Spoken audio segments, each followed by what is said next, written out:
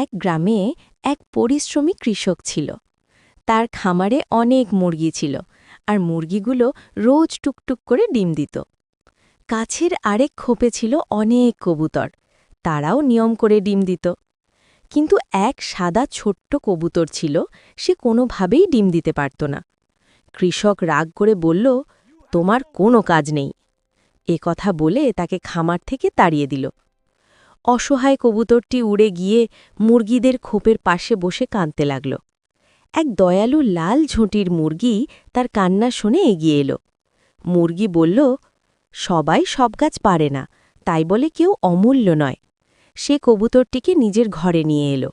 কবুতরটি ডিম না দিলেও খোপ পরিষ্কার রাখত, বাচ্চাদের পাহারা দিত, আর সবার সঙ্গে মিষ্টি করে কথা বলত।